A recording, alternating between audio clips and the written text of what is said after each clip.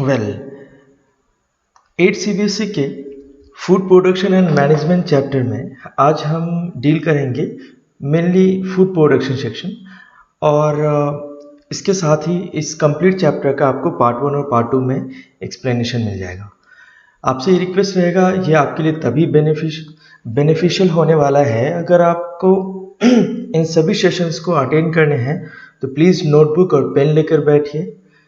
जो भी पॉइंट्स आपको बताए जाते हैं प्लीज़ उसे नोट कीजिए, then only it will help you. Otherwise सिर्फ चीज़ों को समझ लेना है, उसे खुद से राइटिंग प्रैक्टिस में लेकर नहीं आएंगे तो डेफिनेटली वो इतना ज़्यादा हेल्पफुल नहीं रहेगा जितना हम एक्सपेक्ट करते हैं, क्योंकि हमें हमारे एग्जामिनेशन में चीज़ों को लिख कर एक्सप्रेस करना होता है। तो चलिए आज का सेशन शुरू करते हैं। Very first thing, food production and management chapter में एग्रीकल्चर। एग्रीकल्चर है क्या? मैं आपको एक सिंपल शॉर्टकट में बताऊं, एग्रीकल्चर सिर्फ एक प्रैक्टिस है। It is only a practice. Try to understand, ये एक प्रैक्टिस है। लेकिन किस चीज़ की प्रैक्टिस है?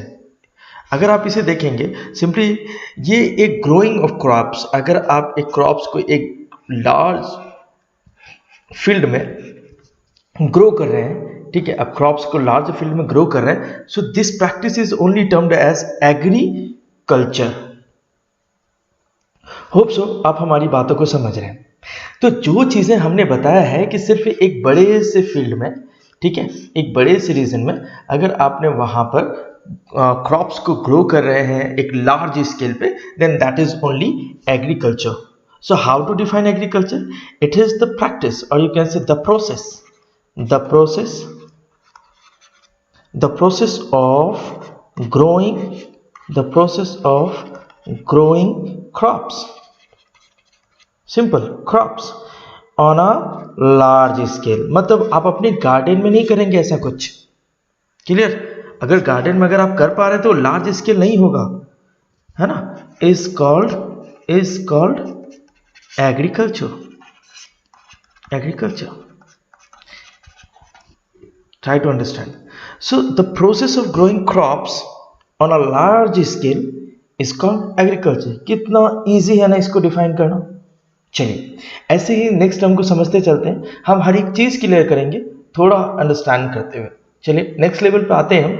एग्रीकल्चर के बाद हम चीज़ों को थोड़ा समझते हैं कि क्या एग्रीकल्चर ब्रांच में और भी कुछ चीज़ें होती हैं। तो हाँ, और भी एग्रीकल्चर के बहुत सारे ब्रांचेस हैं। उनमें जैसे अगर मैं एग्रीकल्चर को अगर आपको डिफाइन करूं, just take an example. Agriculture के जैसे एग्रोनॉमी एक ब्रांच है, सिमिलरली एग्री इंजीनियरिंग एक ब्रांच है, एंड सिमिलरली हॉर्टिकल्चर भी एक ब्रांच है। सो बहुत दफ़ा ऐसा देखा गया है कि एग्रीकल्चर के साथ साथ लोगों ने या सीबीएसई ने हॉर्टिकल्चर भी पूछा है। What is horticulture? तो मैं आपको बता दूं, ये भी एक आर्ट है। It is also, you can say, you may also call its practice as well.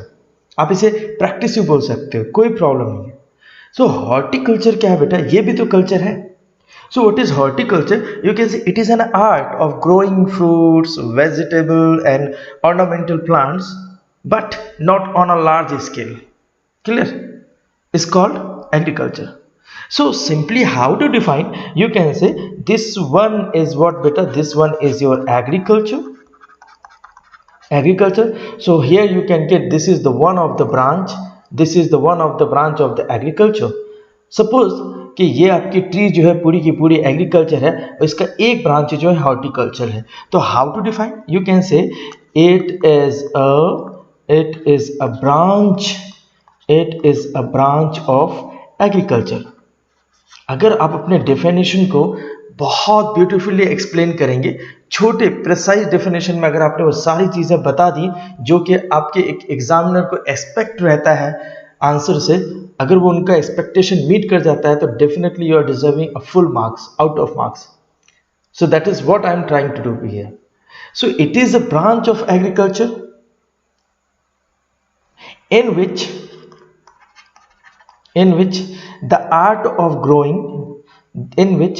the art of growing क्या क्या ग्रो हो रहा है बेटा?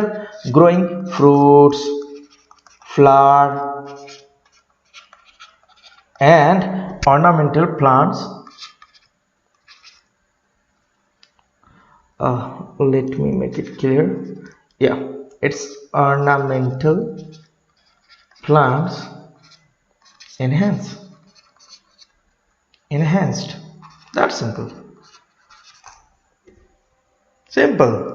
ये एक एग्रीकल्चर का एक ब्रांच है, where it is a branch of agriculture in which we actually deal with the growing of fruits, flowers, ornamental plants. Ornamental मतलब वो सारे प्लांट्स बेटा, जैसे कि आप कार्डमम ले सकते हैं, गार्लिक ले सकते हैं, मतलब बहुत ज़्यादा बड़े स्केल पे नहीं करना है इसे, जो कि मेडिसिनल प्लांट होते हैं. ठीक है, here we understood. Hope so ये सारी चीज़ों को आप नोट भी कीजिए, then only it will help you. Really I am continuously repeating my word कि प्लीज नोट करो. So what is it? Is a branch of agriculture in which the art of growing fruits, flowers and ornamental plants enhanced.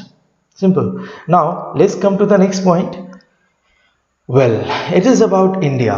ये India का pie chart है total population का, आप समझ के लीजिए. It is about total population.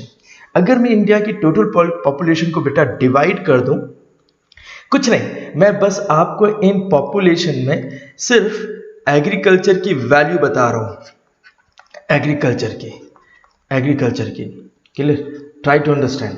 अब मैं इसे बता क्यों रहा हूं, क्यों इसे मुझे एक एसेट समझना पड़ेगा. आप जरा सोचिए इसे. भारत में इतना ज्यादा पॉपुलेटेड कंट्री है बेटा, दुनिया का second largest populated nations in the world. Clear. बहुत से एक पॉपुलेशन को, I am not mean to say कि बहुत ज्यादा क्राउडेड है ना.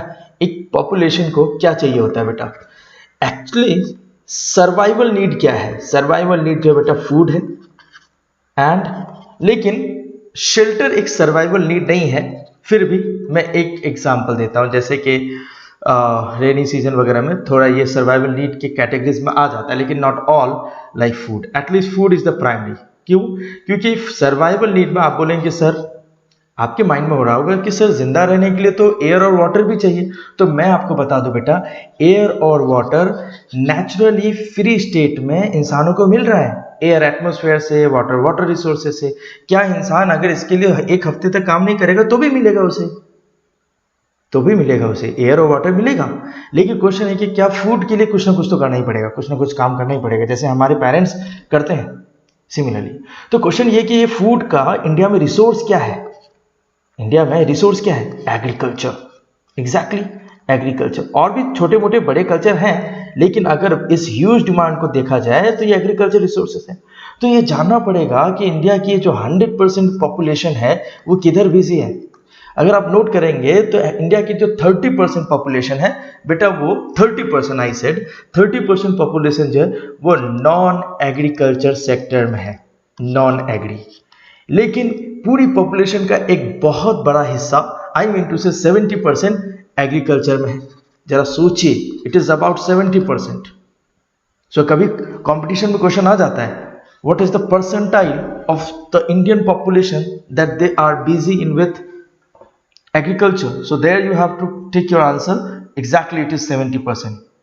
समटाइम्स 1972 के बाद, 1972 से लेके 1980 तक, मतलब ये जो 8 साल का टाइम रहा है, उस टाइम तो इंडिया का मोस्ट ऑफ पॉपुलेशन, मतलब करीब करीब 82% लोग एग्रीकल्चर में थे, क्योंकि उसी टाइम ग्रीन रिवोल्यूशन वगैरह आया था. चलो अच्छी बात है. होप सो कि चीज़ें क्लियर हो रही हैं. आप इतना ही प्रिसाइज रहिए प्लीज़, चीज़ें समझना पड़ेगा, बहुत ज़्यादा ज़रूरी है. तो चलिए, इस चैप्टर का नाम अब आपको समझ में आ गया होगा कि क्यों हम क्रॉप प्रोडक्शन एंड मैनेजमेंट के नाम से पढ़ रहे हैं. पहले तो क्रॉप प्रोडक्शन पढ़ना पड़ेगा, फिर उसे कैसे मैनेज करते हैं वो पढ़ना पड़ेगा. इंडियन क्रॉप्स की बात करें और उसके सीजन्स की बात करें तो इंडिया में 3 ही सीजन है बेटा, राबी, खरीफ. ये दोनों बहुत फेमस हैं. ज़ैद इन दोनों के बीच में आते हैं बहुत शॉर्ट ड्यूरेशन के लिए. तो खैर, हम इन चीज़ों को आपको एक्सप्लेन करते हैं. इंडियन जो सीजन्स हैं, व्हाट आर दो सीजन्स, राबी, खरीफ. सबसे पहले मैं आपको इसके बारे में थोड़ा ब्रीफ कर देता हूँ. क्वेश्चन ये आएगा सबसे पहले कि व्हाट आर क्रॉप्स. एक बहुत कॉमन क्वेश्चन होता है कि क्रॉप्स क्या है. तो पहले मैं आपको क्रॉप्स बता दूं, फिर उनके इंडियन क्रॉप्स के बारे में बताएंगे, मतलब राबी, इसके बाद आपको खरीफ, इन सभी क्या है. चलो,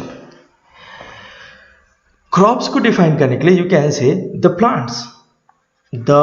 प्लांट्स, ये बहुत इंपॉर्टेंट है। आप इसे ऐसे डिफाइन कर सकते हैं, the plants which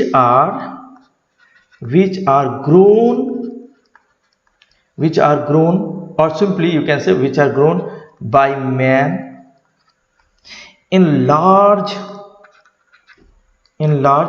scale or large numbers, simply you can say large numbers, not every time scale, to get, लेकिन प्रॉफिट क्या होगा, to get benefit, to get useful product, to get useful product is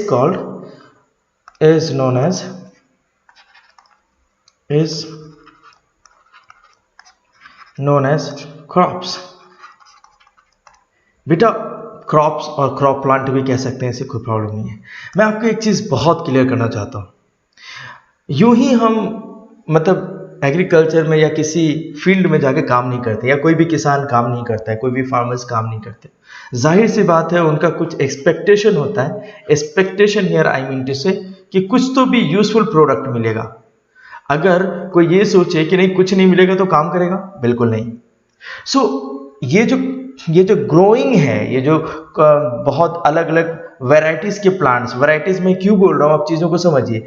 कोई बेटा आपको wheat है, clear, कोई wheat के लिए करेगा, कोई राइस करेंगे, कोई शुगर केन करेंगे, इन चीज़ों को समझिए।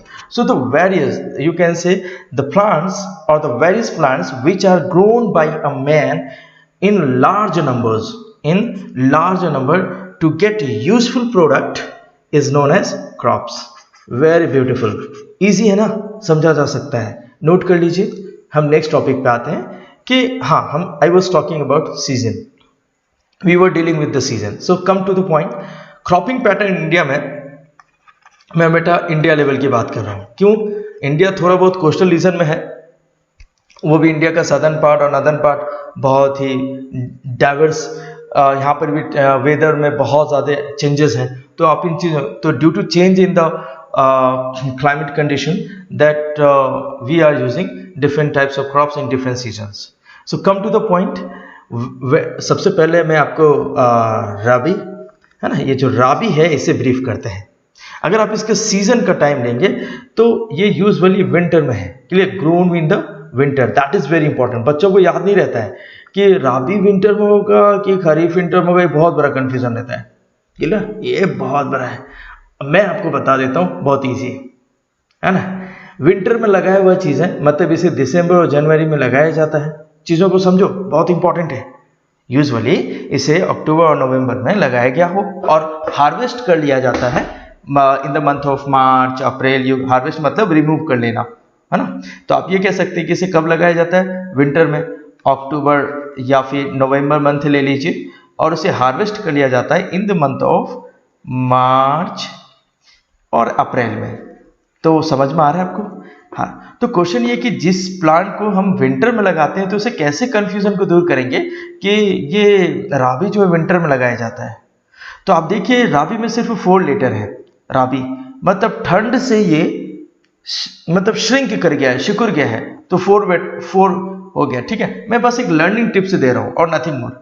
लेकिन खारिफ में देखिए उसकी वजह से यहाँ पे 6 लेटर है, थोड़ा एक्सपैंडेड है। और लोग बोलते हैं ना भाई समर है, इतनी तेज गर्मी है, थोड़ा दूर दूर बैठो, क्लियर। सो एक्सपैंड कर गया है। So this is how we can understood, है ना। ये थोड़ा एक छोटा सा टिप्स है, आप अलग अलग टिप्स से समझ सकते हैं। Grown in the onset of monsoon, clear, and the harvest in the month of, मतलब जब इसे आप निकालते हैं उसके कुछ दिनों के बाद, है ना। मतलब यूजुअली इसे आप समर में लगाते हैं। अब आपके मन में क्वेश्चन होगा सर समर के लिए कोई स्पेसिफिक टाइम तो होगा? बेटा समर के लिए क्या है, जून और जुलाई, है ना। और हार्वेस्टिंग का टाइम यहाँ पे लिखा हुआ है सितंबर और अक्टूबर। सितंबर मतलब कब हार्वेस्ट कर लिया जाता है, सितंबर और अक्टूबर, मतलब जब वो प्रिपेयर हो जाएगा तो उसे हम रिमूव कर लेंगे। चलिए, तो चीजें क्लियर हो रही होंगी, है ना। सब अब इनमें बहुत एग्जाम्पल बहुत इंपॉर्टेंट है, लोग बहुत एग्जाम्पल पूछते हैं। तो आपको ये चीज समझ में आ जाना चाहिए कि जो विंटर के प्लांट हैं, मतलब जो राबी हैं, है ना, तो एक्चुअल में इन्हें ज्यादा वाटर नहीं लगना होता है। आप चीजों को समझिए, उन्हें ज्यादा पानी नहीं लगना होता है। जैसे wheat, barley, okay, peas, gram, mustard, etc. Similarly, in the case of monsoon, मतलब उन्हें पानी, मतलब ये सभी इनको वाटर बहुत ज़्यादा लगना होता है, तो सिंपली यू कैन से पैडी, मेज, ज्वार, बाजरा, तूर, मूंग, कॉटन, जूट एंड सोयाबीन। इन दोनों ही सीजन के बीच में आप अगर टाइम कैलकुलेट करेंगे तो आपको थोड़ा फीलिंग से ये आएगा कि सर इसके बीच में कुछ टाइम बच रहा है। ऑफ कोर्स मार्च और अप्रैल में जब आपका लैंड खाली हो जाता है हार्वेस्ट करने के बाद, ये क्या है, हार्वेस्ट कर रहे हैं आपने, क्लियर, हार्वेस्ट किया, तो इस टाइम से और जब आपने दूसरी बार लगाया तो इसके बीच में कुछ टाइम बच रहा है आपके पास। देखो ना, मार्च के बाद अप्रैल, मई, जून, क्लियर, चलो 2 महीने तो बचे ना। तो ये जो शॉर्ट सीजन है इसी 2 महीने के होते हैं, है ना, सीजन ड्यूरिंग जब समर आ रहा होता है, clear, onset of summer, simply you can say onset of summer. तो इसमें देखिए यूजुअली जितने भी यहाँ पर जो भी ये जो सीजन है यूजुअली ये वाटरी सीजन है, इसे वाटरी सीजन भी कहा जाता है जैद को। सो इट इज वाटरमेलन, आप देखेंगे सारे के सारे वाटर कंटेंट है, cucumber, clear, and Musk Milan etcetera. Hope so कि यहाँ से चीज़ें क्लियर हुई हैं। चलिए, तो इसे आप नोट कर सकते हैं, प्लीज नोट कीजिए पॉज करके। Now come to the next point, agriculture practice. ये बहुत इंपॉर्टेंट है, हमें ये समझ में नहीं आता, बच्चे इन चीज़ों को नहीं मतलब लेना चाहते हैं, लेकिन मैं आपको बता दूं बेटा, we really salute to Indian farmers, बहुत काम करते हैं ये, और ये सारे उनके ही काम करने का एक पैटर्न है, उस पैटर्न को हम प्रैक्टिस बोलते हैं। Simply you can say how to define agriculture practice, कैसे डिफाइन करेंगे अगर एग्जामिनेशन में आ जाता है, you can say all the activities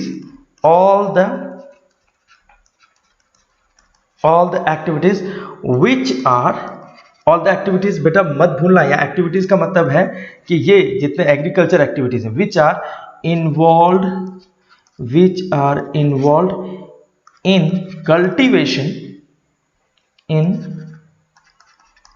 cultivation of crops।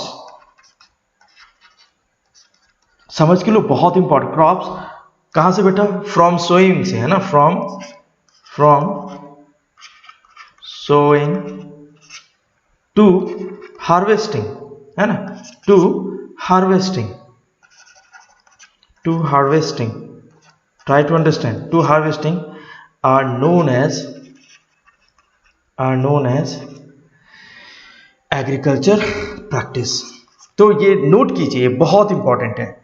आपको यहां पे समझ में आ गया कि एक्टिविटीज मैंने प्लूरल वर्ड क्यों लिखा, क्योंकि इसमें बेटा ये कोई एक एक्टिविटी नहीं है, ये कलेक्शंस ऑफ एक्टिविटी है, सो मेनी एक्टिविटी हैं, तो उसको हम एक्टिविटीज कह रहे हैं। मतलब like sowing, adding manures, similarly irrigation, similarly here you can say weeding and harvesting. So what is agriculture practice? So you can say it is all about those activities or collective activity which are involved cultivation of crops. Okay, from here I did from sowing to harvesting are known. Okay, so this is what, this is agriculture practices. So hope so चीजें clear हो रही है, मतलब आप सारे activities को जहां पे एक्सप्लेन करते हो एग्रीकल्चर के, वो एग्रीकल्चर प्रैक्टिस है। बहुत इजी है ना, जहां पे एक ऐसा डेफिनेशन, एक ऐसा सेंटेंस जहां पे इन शॉर्ट में आप सिर्फ ये लिख देते हो, वो सारी एक्टिविटीज जो कि एक फार्मर करता है उसे हम एग्रीकल्चर प्रैक्टिस करते हैं। सिंपल, बहुत इजी है इस चीज को समझना। तो चलिए शुरू करते हैं फर्स्ट प्रैक्टिस को लेकर। हम फर्स्ट वीडियो में इरिगेशन तक करेंगे, मतलब फर्स्ट 4 प्रैक्टिस करेंगे। नेक्स्ट वीडियो में इसके पार्ट 2 सेक्शन में weeding, harvesting, threshing and storage करेंगे। तो होप सो की चीजें क्लियर होंगी। तो फर्स्ट प्रैक्टिस में हम लेते हैं बेटा preparation of soil. Clear, preparation of soil. Preparation of soil में सबसे पहले आपको यह समझना पड़ेगा कि सॉइल में हम लोग प्रिपेयर क्या करेंगे। रियली मैं आपको बता दूं, ये बिल्कुल वैसा है जैसे कि खाना सर्व करने से पहले हमारी मॉम खाना को प्रिपेयर करती है। सो सिमिलरली किसी भी फील्ड में, किसी भी एग्रीकल्चर जहाँ पे आपका लैंड है, उस लैंड में सीड बो करने से पहले, सीड सो करने से पहले, या फिर उसमें प्लांटेशन करने से पहले उस सॉइल को उसके लायक तो बनाना पड़ेगा ना बेटा। क्लियर, उसे फरो बनाना पड़ेगा, उसे लूजन करना पड़ेगा, उसे टिल्ट करना पड़ेगा, ये सारी चीजें हैं। तो ये सारी चीजें जो आ रही है before sowing the seed, we need to we need to just try to convert soil to suit, or you can say in order to convert to suitable for the growing plants is called preparation of the soil. So now the question is कि preparation of the soil में करते क्या क्या है। सबसे पहले मैं आपको बता दूं, ये सबसे फर्स्ट एसेंशियल स्टेज है कल्टीवेशन का।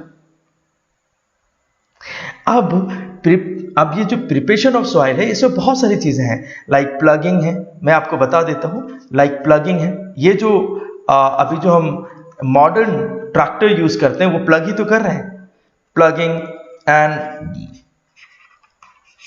डिगिंग, ये प्रैक्टिस होता है। उसके बाद और क्या करेंगे बेटा, लेवलिंग भी करेंगे, clear, levelling and manuring, clear, and manuring. हालांकि मैन्योरिंग हम बाद में भी करते हैं, लेकिन कुछ मैन्योर्स हम पहले ही जब लेवलिंग कर रहे होते हैं तभी हम यूज कर लेते हैं। तो चलिए वन बाय वन समझते हैं कि इन चीजों में है क्या। सबसे पहले फर्स्ट टर्म को समझते हैं कि क्या मॉडर्न टूल्स और है हमारे पास जो एसेंशियल इक्विपमेंट्स है that we are using in nowadays for all the seed process like plugging, digging, levelling and manuring. आप यहाँ पे चीजों को समझिए, जो प्लगिंग करते हैं, है ना, यहाँ पे आप देखिए इसे हम लोग प्लगर कहते हैं, clear, this one is also plugger, clear. तो try to understand, this one is also plugger, this one is also plugger, clear.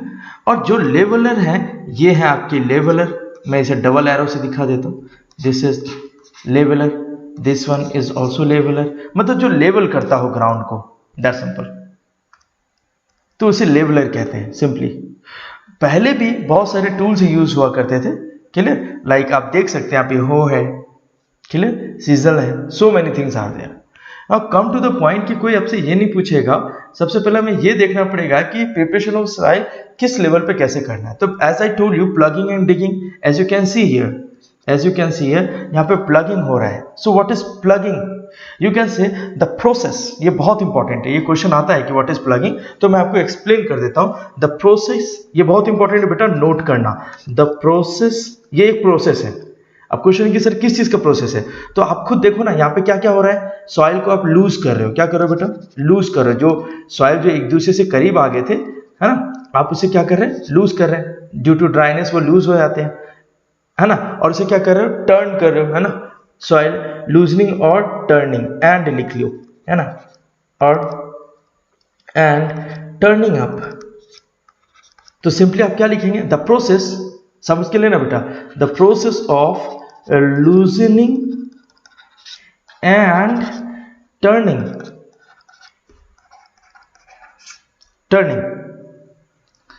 Up of the soil, the process of loosening and turning up of the soil simply is called tilling, plugging और simply समझ लो, clear, try to understand.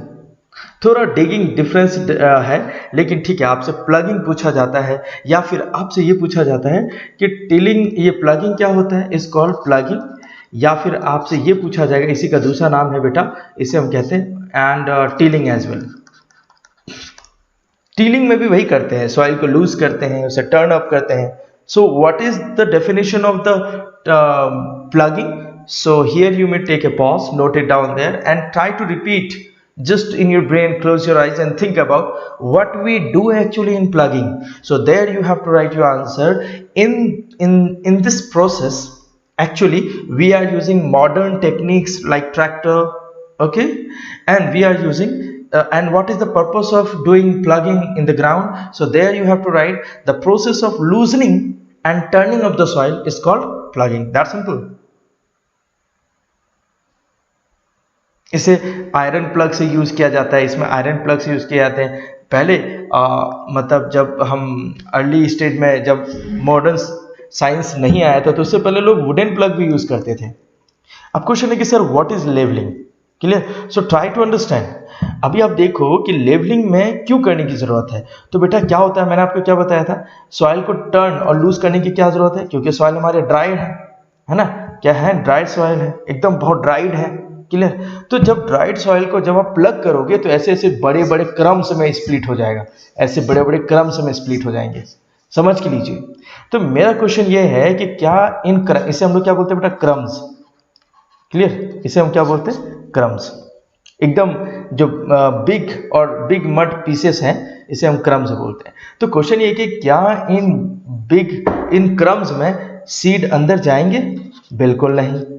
Water अच्छे से penetrate होगा, बिल्कुल नहीं, मतलब water in cleavage में नहीं जा पाएंगे प्रॉपरली, क्लियर। अच्छा दूसरी चीज, क्या ये प्रॉपरली मतलब सिंपली यू कैन से क्या सीड का यूनिफॉर्मली डिस्ट्रीब्यूशन होगा, बिल्कुल नहीं। यूनिफॉर्मली मतलब बेटा हर जगह इक्वल डिस्टेंस में हम कर पाएंगे, तो बहुत सारी चीज़ों का आंसर नो मिलेगा। तो इसके लिए क्या करना चाहिए, इसे हमें वापस से लेवल करना चाहिए तोड़ते हुए। इन क्रम्स को पहले क्रश कर देना है हमें, तो हमें एक ऐसा लेवलर यूज करना पड़ेगा जो इसे मतलब ब्रेक करके छोटे छोटे पीस में ब्रेक भी कर दे और इसे एक लेवल बना दे, तो हमें वो समझना पड़ेगा। So you can say soil after plugging due to dryness, simple, so it breaks into it breaks into it breaks into it breaks into a big mud pieces, big mud pieces called crumbs. Let me crumbs.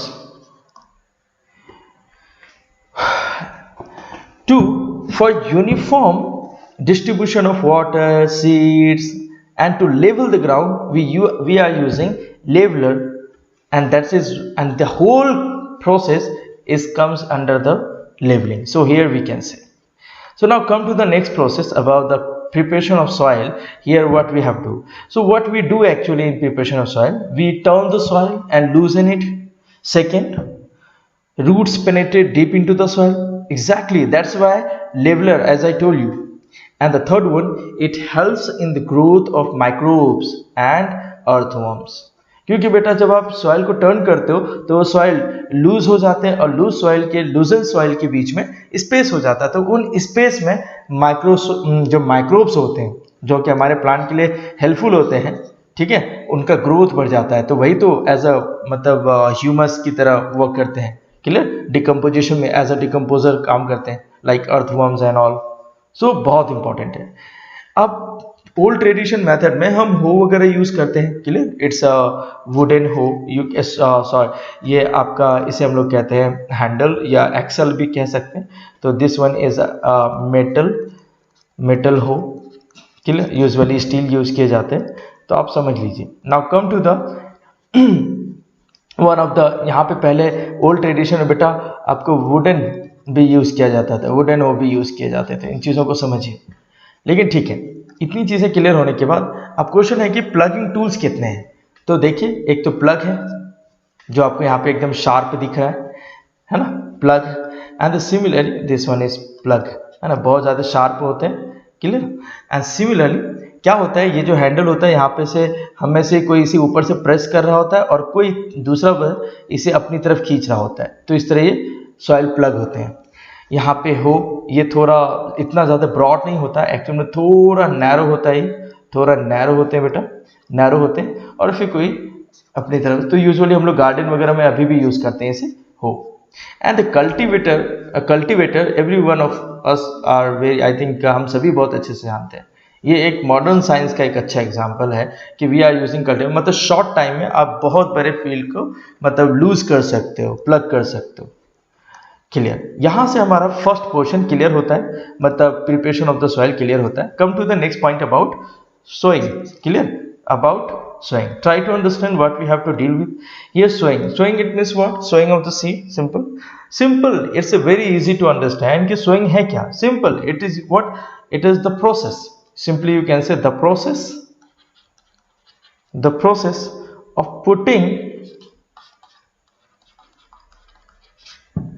of putting seeds into the soil, that's simple, into the soil.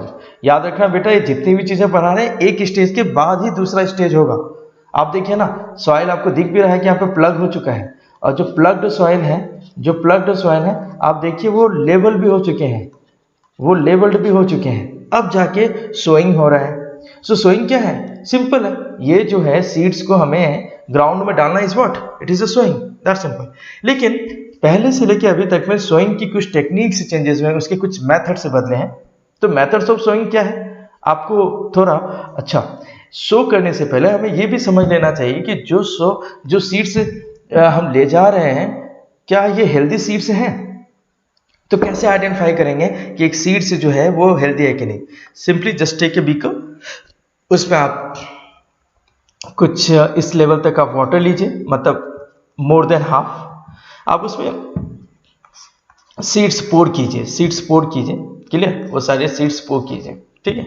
आप देखेंगे जो seeds healthy हैं, जिसका complete cotyledons completely filled है, इसका मतलब वो seeds ठीक हैं, अच्छे हैं, मतलब गुड क्वालिटी के, वो कंप्लीटली सेटल डाउन हो जाएंगे थोड़ी देर के बाद। लेकिन जो सीड्स अंदर से पूरे ही मतलब वैकेंट है ना, वैकेंट है, तो उन पर बायोइंटर फोर्स ज़्यादा अप्लीकेबल होगा, क्लियर, मतलब हाँ, मैंने कुछ फिजिक्स से ज़्यादा बता दिया, सीधे समझ लो, मतलब वो जो आपको पता है ना कि जो थर्मोकोल होते हैं वो वाटर पे हमेशा फ्लोट करते हैं, क्योंकि वो उसमें बहुत ज़्यादा एयर कैविटी, एयर स्पेस बहुत ज़्यादा होता है। तो सिमिलरली मैं ये कह रहा हूँ कि अगर सीड्स के बीच का स्पेस वैकेंट होगा तो उस पर वो सीड्स वैसे भी लाइट हो जाएगा, बिल्कुल बलून वाला हो जाएगा, लोग लेते हैं ना, तो ये सीड फ्लोट करने लगेगा। तो floating seeds is not a good seed.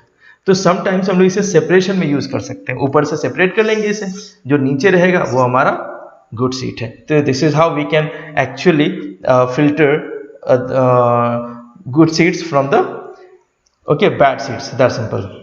चलो, अनहेल्दी सीड्स फ्रॉम दिस। अब यहाँ पर से चीजें क्वेश्चन आएगा कि सर सोइंग टूल्स क्या है, what are those methods that we are using to show the seeds. पहले ट्रेडिशनल होता था कि यहाँ पे आप देखेंगे एक छोटा सा कीप रखा हुआ है ना, जस्ट लाइक, क्लियर। सो उसमें 1 बाय 1 करके मतलब सीड फीड किए जाते थे, और उसकी कुछ जो ट्यूबुलर सेक्शन है यहाँ पर इस जगह, इनसे सीड से डायरेक्ट ग्राउंड में, मतलब थोड़े नीचे जाकर वो सीड से है इस लेवल पे आकर मतलब ऑटोमेटिकली शो हो जाता था ना। तो क्वेश्चन है कि सर इतना नीचे क्यों, क्योंकि बेटा कभी कभी क्या होता है, कुछ सीड्स ऐसे होते हैं जैसे बर्ड्स पहले ही मतलब चुग लेते हैं उसे, तो ऐसे में तो सीड्स का नुकसान हो जाएगा। So we need to keep the seeds, we have to put the seeds up to the certain depth so that it cannot be easy extracted by the any other forces, I mean to say birds and water etc. So broadcasting क्या है, ये traditional method है, मतलब simple आप अपने हाथ से अगर लेकर इसे करते हैं, simple you can say seeds are shown manually by directing scattering them okay into the soil is known as broadcasting, manually, ये एक मैनुअल प्रोसेस है, it is a manual process. So if you are doing the same thing, but ये बहुत बड़े field region के लिए possible नहीं है, clear. Now come to the point, seed drill. So seed drill, अब अच्छा एग्जांपल आ गया कि इसे हम लोग बोलते हैं seed box, clear, seed box में सारे सीड से रख दिए जाते हैं, इन सभी से एक छोटे कैपिलरी टाइप के है ना, एक कैपिलरी निकलते हैं हर जगह, कैपिलरी आप देखेंगे इक्वी डिस्टेंस पे होते हैं। तो ये कैपिलरी क्या करते हैं, इक्वल डिस्टेंस में सीड्स को एक इक्वल इंटरवल में, मतलब यहाँ पे एक सी करने के बाद फिर यहाँ पर जब आगे बढ़ेगा तो इस जगह, तो एक इक्वल डिस्टेंस में ये एक पर्टिकुलर फैशन को फॉलो करता हुआ सीड शो होता जाता है। So you can say it is the other method where we are using a seed drill, okay. You can say it is a simple seed drill consisting of an iron tube with a, as I told you here, it is capillary at the top attached to the plug. Seeds are then introduced into the funnel opening and released into the soil furrows that is made by a plug. Simple. So ये seed drill भी use होता है, ये एक modern technique है, large field के लिए बहुत सुटेबल है। अब क्वेश्चन आता है हमारा third, adding manures and fertilizer. ये बहुत इंपॉर्टेंट है, अब तक का बहुत इंपॉर्टेंट, मतलब कि आपके इस चैप्टर में एग्रीकल्चर प्रैक्टिस में ये क्वेश्चन बहुत पूछा जाता है, तो आपको ये चीजें समझ में आनी चाहिए। एडिंग मैन्योर्स मैं आपको बताऊंगा कि कहाँ पर पूछा जाता है, यूजुअली तब पूछा जाता है जब मैन्योर्स और फर्टिलाइजर्स का डिफरेंस होता है, तो इन चीजों को सही से समझिए। सो इनसे पहले तो चलिए शुरू करते हैं, adding manures and fertilizer. So adding manures है ना, तो सबसे पहले हमें ये समझ लेना है कि एक मतलब जो मैन्योर है वो है क्या। अच्छा, यहाँ पे एक थोड़ा मैं एक पॉइंट आप लोगों को क्लियर कर दूं। कभी कभी क्या होता है, हालांकि वो सीड सेक्शन का ही है, लेकिन एक चीज बस याद आ गया तो मैं आपको बता दूं। आपने कभी नोटिस किया होगा कि कभी कभी कुछ प्लांट्स जैसे कि मैं आपको बता दूं, पैडी प्लांट्स जो होते हैं और कुछ वेजिटेबल्स के जो प्लांट्स होते हैं, उन्हें उनके डायरेक्टली सीड नहीं सो किए जाते, नहीं शो किया जाता। तो क्या किया जाता है, उन्हें पहले एक छोटे से फील्ड में, है ना, बहुत ज़्यादा मतलब नर्सरी कह सकते हैं, है ना, इन्हें क्या करते हैं, कुछ जर्मिनेट किया जाता है। क्या किया जाता है, जर्मिनेट, छोटा छोटा बस, है ना, जर्मिनेट किया जाता है। फिर इस जर्मिनेटेड सीडलिंग्स को, क्लियर, इस जर्मिनेटेड सीडलिंग्स को फिर ग्राउंड पे लाकर उसे सो किया जाता है। सो ये जो प्रोसेस है बेटा, इसे हम लोग बोलते हैं ट्रांसप्लांटेशन। मतलब ऑलरेडी प्लांटेशन हो चुका है, बस उसका ट्रांसफर कर रहे हैं एक जगह से दूसरे। तो इस प्रोसेस को क्या कहते हैं बेटा, transplantation. Transplantation. So how to define a transplantation? You can say there are certain crops, again I am repeating, try to understand. There are certain crops like paddy and some vegetables for which seeds are not directly sown in the field. So in that case, what we have to do, what farmers does, they are first germinated in nurseries, and then the growing part, you say seedlings are transferred to the main field. This process is known as transplantation. मैं लिख देता हूं क्योंकि आप लोगों पे भरोसा है इतना मुझे कि शायद ही आप मेरी हर बातों को नोट कर रहे हैं, लेकिन मैं आपको बता दूं, अगर ऐसा नहीं रहा तो ये कोई बेनिफिट नहीं है, मैं आपको बता दूं, ठीक है। देयर आर सर्टेन क्रॉप्स, क्या बोला था मैंने, there are certain like paddy and सम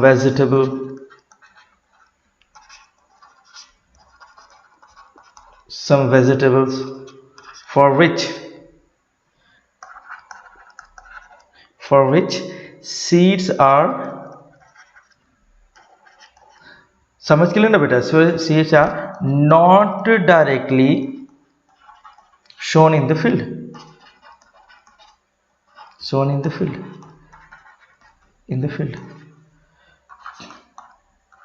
ऐसे में क्या करोगे, तो फर्स्ट ऑफ ऑल क्या होगा, पहले तो इसे हम लोग जर्मिनेट करेंगे। therefore they are, what we have to write, they are first germinate and then बेटा यहाँ पे लिख देता हूँ, एंड देन सीडलिंग्स, मतलब ये जो छोटे छोटे सीडलिंग्स बनेंगे, इन्हें हम बोलेंगे seedlings, and then seedlings transferred into the main field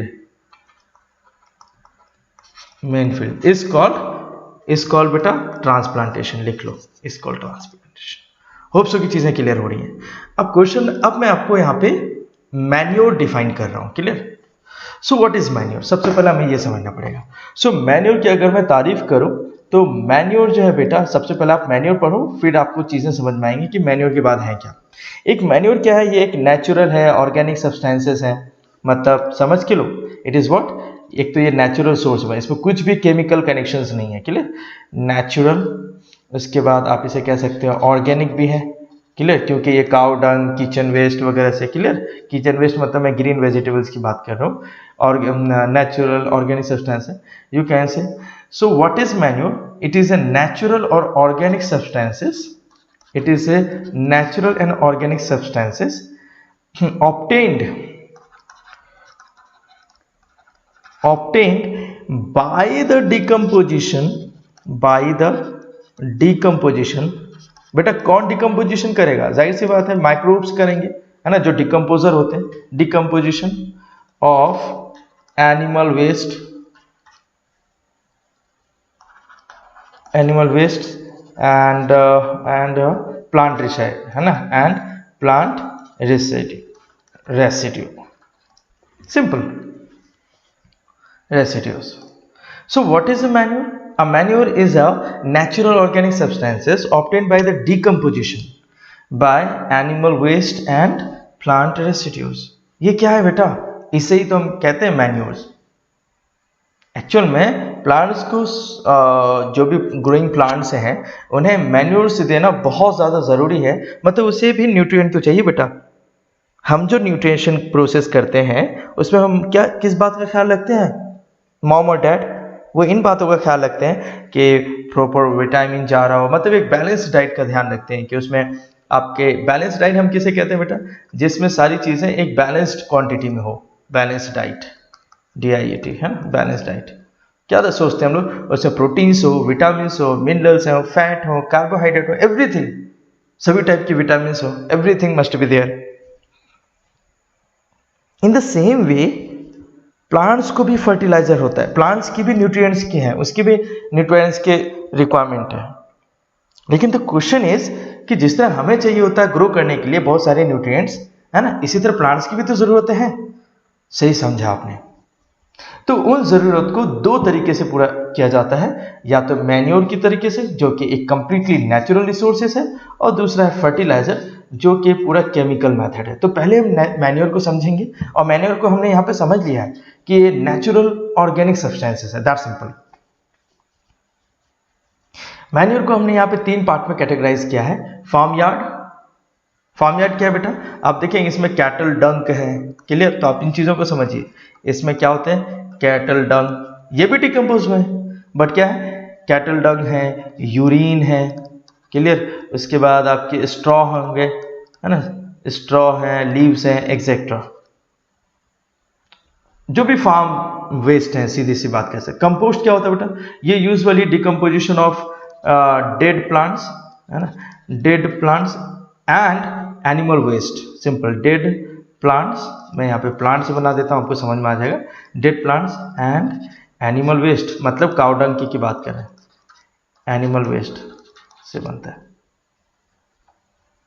sometimes sewage waste भी ऐड किए जाते हैं. लेकिन what about green manure?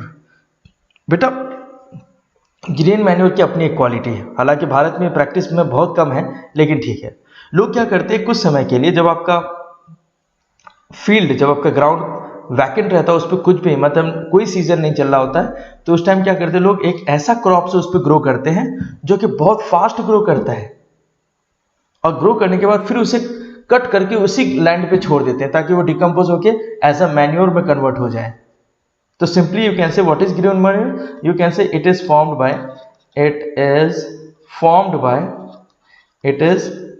Bye ये समझ के, it is formed by the decomposition of fast growing leguminous plants. Simple. Leguminous plants. मतलब उसी ग्राउंड में आपको प्लांट को रखना है और वहीं पे कट करके छोड़ देना है, तो वो वहां पे डिकम्पोज होकर वैसे बन जाएगा. बंडल ऑफ एग्जाम्पल है ऐसे प्लांट के. लेकिन हम चूंकि प्रोसेस एक अलग से टाइम लेता है, क्योंकि वो प्लांट जब ग्रो करेंगे तो वो भी सॉइल की फर्टिलिटी को यूज करेंगे ना, तो लोग इस चीज को कॉमन प्रैक्टिस में नहीं लेकर आते. लेकिन this is the one of the way, that's why we call it's a green manure. उसी में ही उसको करना है.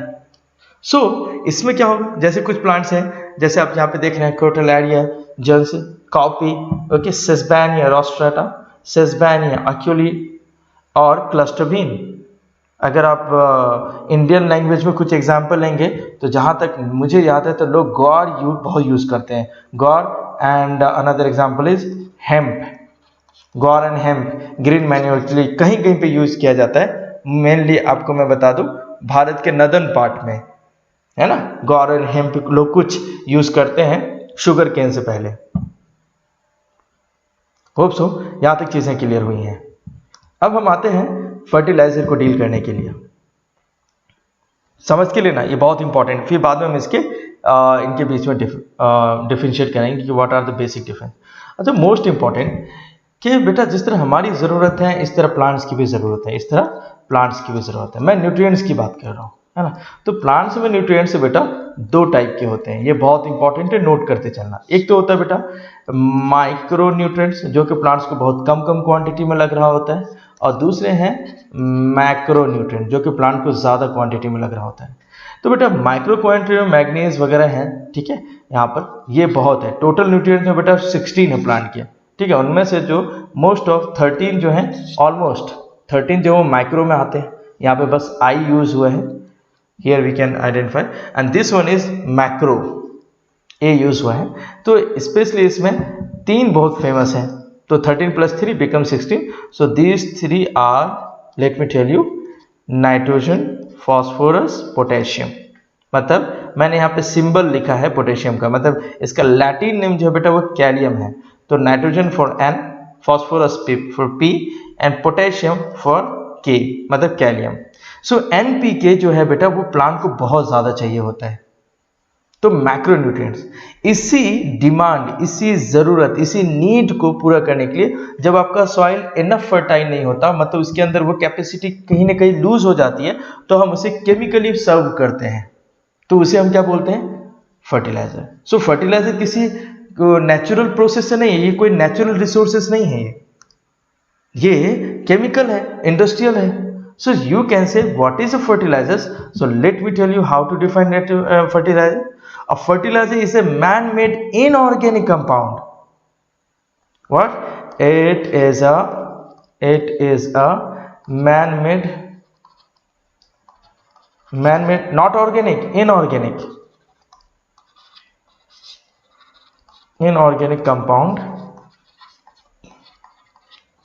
supplied to the inorganic.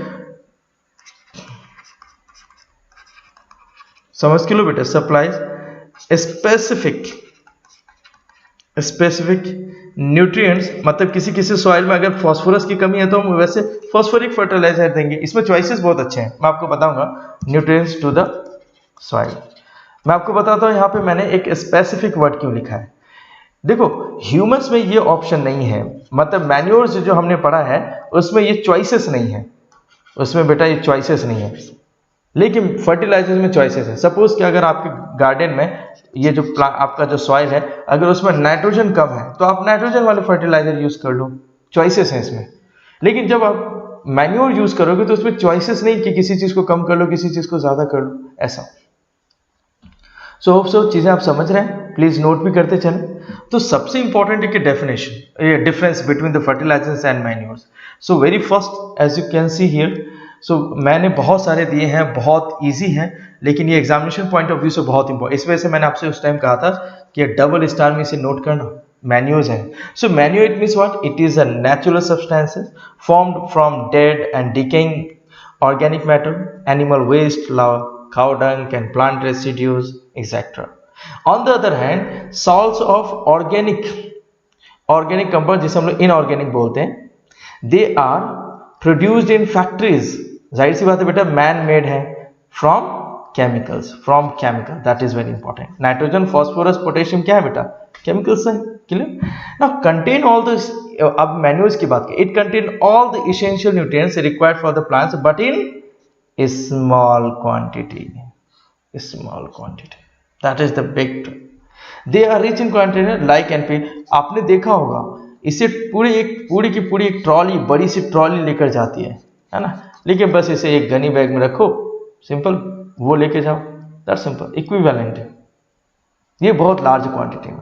They are very slow acting on soil, क्यों बेटा, क्योंकि ये अच्छे सॉल्युबल नहीं है, क्योंकि प्लांट उसे ही एब्जॉर्ब करता है, उसे ही अपने अंदर लेता है जो इजीली सॉल्युबल हो जाए वाटर में, क्लियर, मतलब सॉल्युबल फॉर्म में लेता है। लेकिन चूंकि ये बहुत क्विक क्यों है, क्योंकि ये इजीली सॉल्युबल हो जाता है, इजीली मतलब वाटर में डिसॉल्व हो जाता है, और डिसॉल्व कंटेंट को वाटर प्लाज्मा मेम्ब्रेन के अक्रॉस अलाउ करता है आने के लिए। सो होप से चीजें क्लियर हो रही है। They provide humus to the soil and also improve its quality but at low rate, है ना, ऑफ कोर्स ये सॉइल की फर्टिलिटी को इंप्रूव करता है ना, बट इसका कोई बैड इंपैक्ट नहीं है सॉइल पे। लेकिन नाइदर दे प्रोवाइड ह्यूमस, ना ही ये सॉइल को ह्यूमस मतलब क्या बेटा, मतलब थोड़ा मॉइस्चरस बनाना, है ना, सॉइल को ब्राउनिश कलर करना टू द सॉइल, और ना ही उसकी क्वालिटी इंप्रूव करता है, इवन उसकी क्वालिटी को डाउन करता है फर्टिलाइजर अगर एक्सेसिव कोई फार्मर्स यूज करता है, जरूरत से ज्यादा। ये लेस सॉल्युबल है, जैसा कि मैंने आपको यहाँ पे बताया था, this one is less soluble, therefore not easy to absorb quickly by the roots of the plant. इस वजह से ये slow होते हैं, मैंने अभी आपको बताया था. But दूसरी तरफ they are soluble in water and can be readily and directly absorbed by the plant. That's why they are quick. So चीज़ों को नोट कीजिए, ये बहुत इंपॉर्टेंट है. अब आते हैं नेक्स्ट पॉइंट पे, इसके बाकी के नेक्स्ट चार्ट पे 4. So they are not nutrient specific. मैंने आपको क्या बोला था, अगर हमारे प्लांट को दे आर नॉट, सॉरी यहाँ पे मिस्टेक्स है बेटा, ये नॉट नहीं हो, दे आर न्यूट्रिएंट स्पेसिफिक. मैंने आपसे क्या कहा था कि अगर आपके प्लांट को नाइट्रोजन चाहिए तो नाइट्रोजन दो, फॉस्फोरस चाहिए तो फॉस्फोरस, इन दोनों का कॉम्बिनेशन देना है तो नाइट्रोजन प्लस फॉस्फोरस दो. तो ये बहुत अच्छा है. इसमें आप मतलब एक स्पेसिफिक न्यूट्रिएंट्स के पास आपके पास चॉइसेस हैं. यहाँ पे we do not have any choices, क्योंकि मैन्योर्स में आप देखो तो सही उसका सोर्सेस क्या है, ऑर्गेनिक सोर्सेस है, तो वहाँ पे सभी चीज़ें मिलती है लेकिन बहुत लेस क्वांटिटी में. दूसरी चीज़, manures are require in large quantity. पूरे ट्रक की ट्रॉलीज जो है वो लग रही होती हैं, लेकिन अगर 10 ट्रक यूज़ किया तो यहाँ पे सिर्फ आई थिंक 2 या 3 फर्टिलाइजर बैग जो है 50 किलोग्राम का सफिशिएंट है. They are concentrate, transport and supplied and stored are very easily. They are inconvenient store. बिल्कुल सही है, क्योंकि इतने मॉइस्टेंड होते हैं, उनको लेके जाना, उसका ट्रांसपोर्टेशन करना, उसको स्टोर करना वेरी डिफिकल्ट. इस वजह से डायरेक्ट ले आकर, मतलब एक जगह से ले आकर जहाँ पे यूज है ना, वहाँ पे हम ले आकर डायरेक्ट इसे मतलब डील करते हैं. Now they can be conveniently transported and supplied and stored. आपने कभी देखा है मार्केट में मैन्योर शॉप? नहीं, आपने फर्टिलाइजर शॉप देखा. पता है क्यों? क्योंकि ये बहुत कन्वीनियंटली ट्रांसपोर्ट होता है, मार्केट में आता है, फिर मार्केट से लोग उसे खरीद कर लेकर जाते हैं. Okay, they take long time to slow results. And क्यों स्लो रिजल्ट्स है मैंने आपको बताया था. And require long time for their preparation. मतलब इसको प्रिपेयर होने में बहुत टाइम लगता है, लेकिन ये चूंकि केमिकल प्रॉपर्टीज है ना, ये आपको मैन मेड फैक्ट्रीज में बनते हैं, तो ये बहुत इमीडिएट रिजल्ट देते हैं. If applies in large scale, है ना, दे डू नॉट हार्म. ये बहुत इंपॉर्टेंट है, इसके साथ ही एडवांटेज है. अगर आपने बहुत लार्ज स्केल में यूज किया तो प्लांट्स को नुकसान कभी नहीं देते, लेकिन अगर आपने इसे प्लांट लार्ज स्केल में यूज किया तो प्लांट कोई नहीं बेटा, प्लांट के बाजू में जो वाटर बॉडीज है, एक्वेटिक प्लांट्स, एक्वेटिक एनिमल्स, मतलब एक्वेटिक लाइफ भी डिस्टर्ब होता है और सॉइल की फर्टिलिटी भी डिग्रेड होती है. सो होप सो कि यहाँ तक चीजें क्लियर हुई. Come to the another point in this section of manures and fertilizer. आप देखेंगे कभी कभी लोग फर्टिलाइजर और मैन्योर यूज ना करते हैं, तो ये सारे टेक्निक्स हैं सॉइल को, उसकी फर्टिलिटी को रीगेन करने के लिए. फैलो, कभी कभी क्या होता है, लोग 1-2 सीजन के लिए ग्राउंड को छोड़ देते हैं, है ना, कि ठीक है इसकी फर्टिलिटी रीगेन हो जाएंगी, उसे हम लोग फैलो फील्ड कहते हैं. Clear? So what you can say, it is the process of living the field of living the field uncultivated for sometimes कोई 1 सीजन के लिए छोड़ता है और कोई मोर सीजन के लिए छोड़ता है, 1 और मोर सीजन. सिंपल यही है, living the uncultivated ground for 1 और more season, that is what fallow. ताकि तब तक इसमें फिर माइक्रोब्स वगैरह जर्मिनेट करें, फिर वो बढ़ेंगे, फिर इसकी फर्टिलिटी रीगेन हो पाएगी. दूसरा प्रैक्टिस जो है क्रॉप रोटेशन लोग यूज करते हैं. क्रॉप रोटेशन, एक ही फील्ड में अलग अलग प्लांट को अलग अलग सीजन में रोटेशन वाइज लगाना, ये भी एक फर्टिलिटी का एक अच्छा तरीका है, लेकिन बहुत सस्टेनेबल नहीं है. रीजन क्यों? क्योंकि क्रॉप रोटेशन बहुत फास्ट होता है. ठीक है, इससे अच्छा है कि अब पहले मैं आपको समझा दूं तो क्रॉप रोटेशन क्या है. क्रॉप रोटेशन बस ये एक मेथड है बेटा, मैं आपको बता दूं, it is only a method of growing different crops alternately on the same land. एक ही लैंड में अलग अलग क्रॉप्स को टाइम टू टाइम बदल बदल के लगाना क्या है? Crop rotation. ऐसा करने से क्या होता है, जो आपके पी प्लांट है तो वो लेग्यूमिनस प्लांट होते हैं, है ना, तो वहां पे जो लेग्यूम्स में जो बैक्टीरिया प्रेजेंट होता है, जैसे कि आप पीस प्लांट में देख लो, है ना, राइजोबियम जो होते हैं, वो सभी क्या करते हैं, वो सॉइल से मतलब सॉइल की फर्टिलिटी को इनहेंस करते हैं. लेकिन अब आपको समझना पड़ेगा कि अगर कोई जो दूसरा क्रॉप्स है वो आपका बहुत ज़्यादा फर्टाइल नीड है, उसको मतलब सॉइल आपके लिए उतना ज़्यादा फर्टाइल सॉइल नहीं है, तो ऐसे में आपको क्या करना पड़ेगा, एक सीजन में आपको पहले पी प्लांट या फिर कोई भी ग्राम प्लांट आप यूज़ कीजिए, सॉइल आपका सफिशिएंट हो जाएगा, फिर आप उसे दूसरे प्लांट ले सकते हैं। तो मतलब बीच बीच में प्लांट को रोटेट करके लगाना, अलग अलग प्लांट को simply. So what is crop rotation? You can say it is the method of growing different plant, different plants, okay, alternately. ऐसा नहीं कि एक ही जगह पे सब मिला दी तो उसको मिक्स में चला जाएगा, alternately, okay, on the same land, on the same land is called crop rotation. Note करते चलो बेटा। Now come to the point mixed.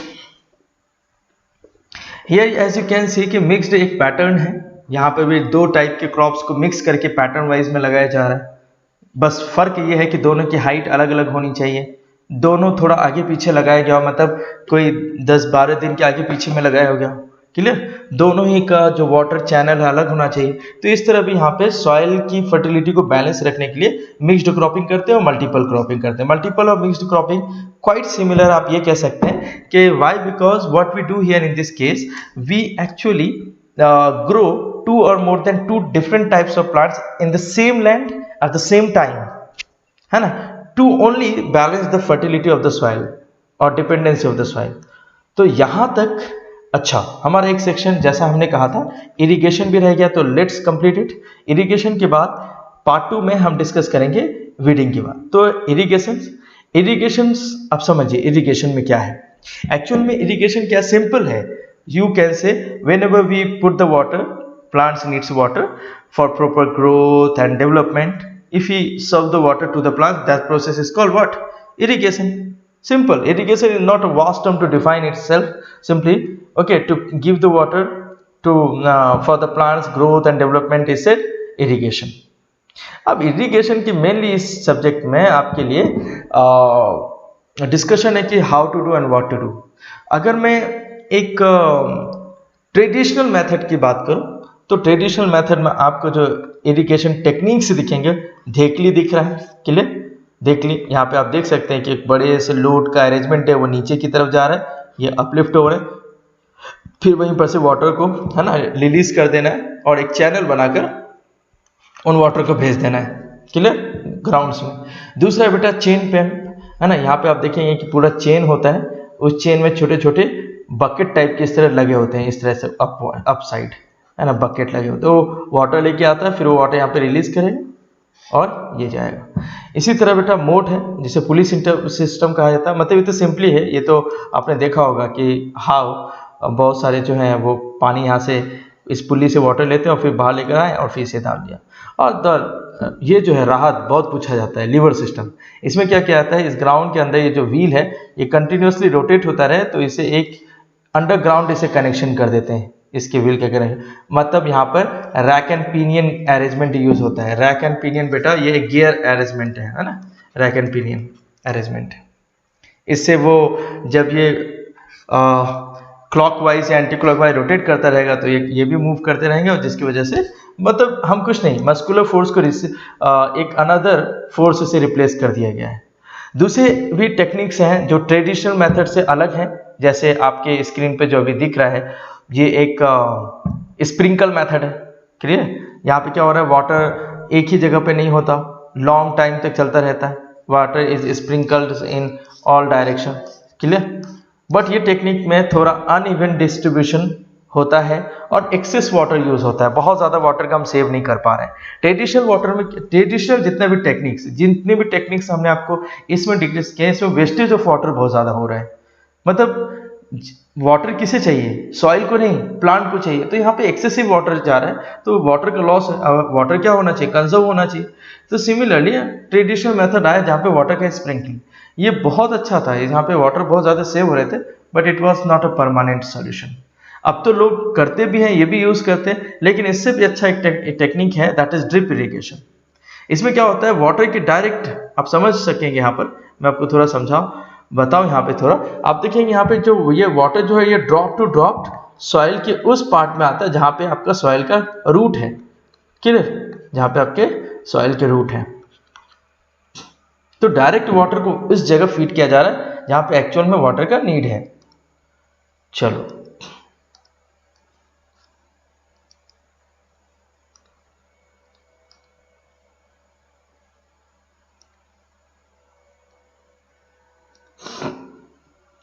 अब आता है बेटा नेक्स्ट है, ये भी है एक वाटर बेसिन कहते हैं हम लोग, क्लियर, बेसिन इरिगेशन। इसमें क्या है कि आप देखेंगे कि field just filled with the water, एक पाइप है और जिससे बहुत सारा यूजुअली पेडी ग्राउंड में दिया जाता है इस तरीके, है ना, you can say there is a common channel और इसमें छोटे छोटे होल्स बना दिए जाते हैं फर्दर मतलब डिवाइड होने के लिए। ये बिल्कुल बहुत इजी टेक्निक है, लेकिन ये भी बहुत ज़्यादा कंजप्शन होता है यहाँ पे वाटर का, तो we are not using that one. So अब आता है एक दूसरा है, that is called furrow irrigation, है ना, यहाँ पे चैनल है, चैनल इरिगेशन, ये भी बहुत ज़्यादा यूज होता है, लेकिन इसमें आप देखेंगे कि टोटल वाटर का लॉस बहुत हो रहा है। So in order to avoid all this practice that what we are using now it is, we prefer और you can say farmers prefer to conserve the water, we prefer drip irrigation most of time, है ना, और sprinkle भी use किया जाता है। तो चलिए आपका ये लेक्चर यहाँ तक होता है ओवर। नेक्स्ट लेक्चर में मतलब पार्ट 2 में हम डील करेंगे वीडिंग, हार्वेस्टिंग, थ्रेसिंग, स्टोरेज और साथ ही साथ एनिमल हस्बेंड्री। चलिए, थैंक यू।